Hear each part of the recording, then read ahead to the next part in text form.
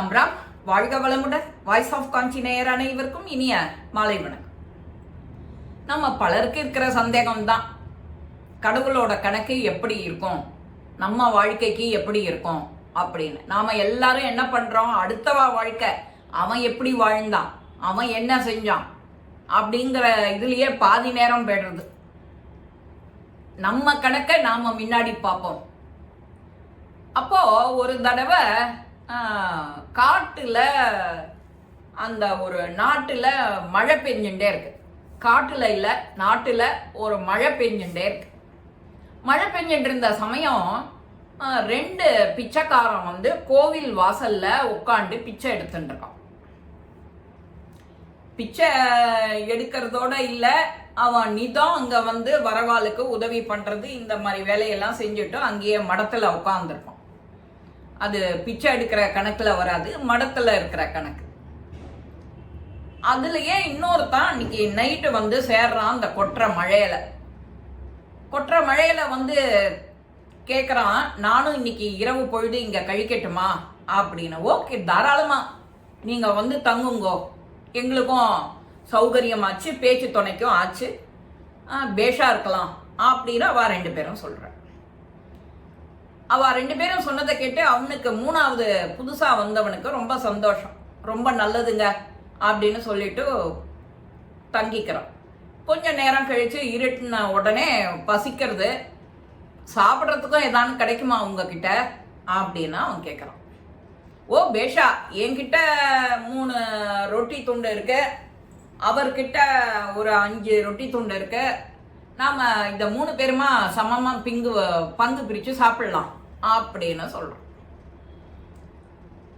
சரி அப்படின்னுட்டு அந்த புதுசா வந்தவன் வழி சொல்றான், இதை எப்படி சமமா பிரிக்கிறது அப்படின்னு. முதல்ல 3 சப்பாத்திய 3 துண்டா போடுவோம். அதாவது 3 சப்பாத்தி, அதே போல 3 துண்டா போட்டா நம்ம 3 பேருக்கும் சமமா 8 துண்டு வரும் அப்படின்னு சொல்லிட்டு அவன் சாப்பிட்றான். செய்யலான்னு சொல்றான் ஐடியா. ஓகேன்னா அதே மாதிரி சப்பாத்தியை பிக்கிறான். 3 சப்பாத்தி 9, 9 துண்டு வருது. 5 போட்டவனுக்கு 5 15 துண்டு வருது. 9 பீஸ் எடுத்துக்கிறான், 8 பீஸ் எடுத்துக்கிறான். முதலாம் அவன் 3 சப்பாத்திக்காரன் 8 பீஸ் எடுத்துட்டு பாக்கி 1 பீஸை மட்டும் கொடுக்கறான்.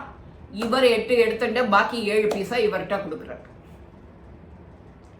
இவனுக்கும் முதல்ல புதுசா வந்த வழிபோக்கனுக்கும் 8 பீஸ் சாப்பிட்றா. சாப்பிட்டுட்டு தண்ணி இனியெல்லாம் குடிச்சிட்டு படுக்க யதாஸ்தானத்தை ரெடி பண்ணிட்டு படுத்துக்க ஆரம்பிக்கிறா. காலையில ஏந்திருந்து அவர் புதுசா வந்த நபர் கிளம்புறார். ரொம்ப நன்றிங்கய்யா, தங்குறதுக்கு இடமும் சாப்பிட்றதுக்கு உணவும் கொடுத்தீங்க, உங்களுடைய உதவிக்கு என்றென்றும் நன்றி அப்படின்னு சொல்ற. நாமளும் இறைவன் கிட்ட தினம் இன்னைக்கு சாப்பாடு கொடுத்ததுக்கு நன்றி, இன்னைக்கு பொழுது நல்லபடியா போனதுக்கு நன்றி சொல்லணும், பழகணும். நாம அதை சொல்றது இல்லை, ஆத்மாத்மா சொல்லணும். அவன் கிளம்பும் போது ஒரு 8 தங்க நாணயத்தை கொடுக்கறான். இத 2 பேரும் சமமா பங்கு பிரிச்சு எடுத்துக்கோங்க. அவன் 3 ரொட்டி துண்டுக்காரன் என்ன நினைச்சான், நம்ம ஆளுக்கு சமமா எடுத்துக்கணும், 4 தங்க காசா எடுத்துக்கலாம் அப்படி. அதுக்கு 5 ரொட்டி துண்டு கொடுத்தவன் என்ன சொல்றான், உனக்கு 2 தங்க காசு தரேன், 6 நான் எடுத்துக்கிறேன் அப்படிங்கிறான். 2 பேருக்கும் இதுலயே வாக்குவாதம் ஆயிடுறது. இவாளுடைய கணக்கு தப்பு அப்படிங்கிற மாதிரி ஒத்துக்காம இருக்கான். இது அப்படியே இந்த நியூஸ் ராஜா கிட்ட போகுது. ராஜாவும் கூப்பிட்டு கேட்கிறார், ஐயா, நாங்க கோவில் மண்டபம் மடத்துல அங்க கொடுக்குற சின்ன சின்ன வேலையெல்லாம் செஞ்சுட்டோம், அங்கேயே தங்கிக்கிற வழக்கங்க. கோவில்ல என்ன கொடுக்குறாங்களோ அதை தான் சாப்பிடுவோம், அதை தவிர யார் எது காசு கொடுத்தாலும் அதையும் வாங்கிக்குவோம் சொல்றான். 2வதுவனும் சொல்றான். 3வதுக்காரர் வந்தார், அவருக்கு ரொட்டி துண்டு கொடுத்தோம், இருக்கிற ரொட்டி துண்டை சமமா பிரிச்சு அவன் 3 ரொட்டி வச்சிருந்தான்.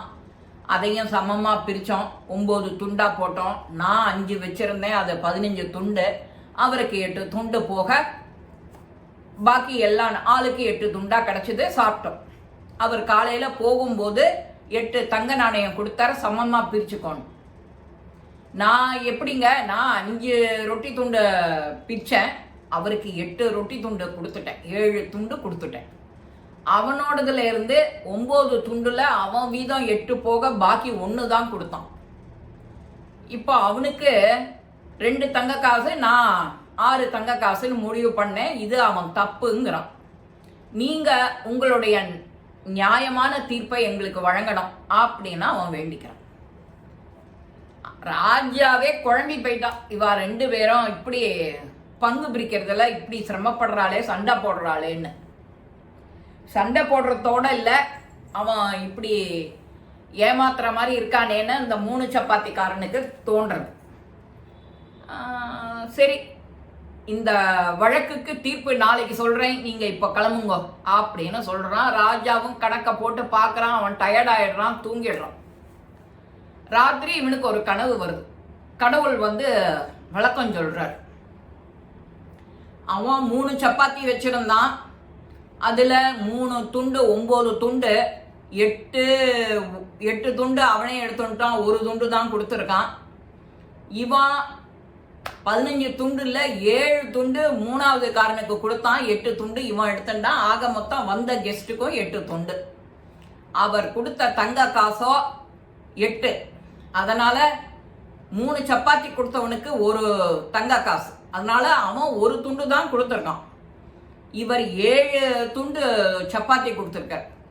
அதனால இவனுக்கு 7 1 8 அப்படின்னு சொல்லி அவனுக்கு ராஜாக்கு கனவுல விளக்குற மாதிரி கணக்கை சொல்லிடுறாரு. ராஜாவும் காத்தால தூங்கி எழுந்துன்னு ரொம்ப சந்தோஷமா, இறைவனோட கணக்கு சரியான கணக்கு, யாருக்கும் எந்த குறையையும் ஒழுங்கா வைக்காம சரியான தீர்ப்பு கொடுக்கிறவர் அப்படின்னு அவன் நினைச்சுட்டு, என்ன ஒரு விளக்கம், என்ன ஒரு கால்குலேஷன் இறைவனோடது, இதுதான் ரைட் அப்படின்னு சொல்லிட்டு அவ 2 பேரையும் கூப்பிட்டு அனுப்புறான். விளக்கத்தை சொல்லி, அப்பா நீ 1 துண்டு தான் கொடுத்துருக்க, அவருக்கு இவன் 7 துண்டு கொடுத்துருக்கான், அதனால இவருக்கு 7 உனக்கு 1, இதுதான் என்னோட தீர்ப்பு, இறைவனோட தீர்ப்பும் இதுதான்.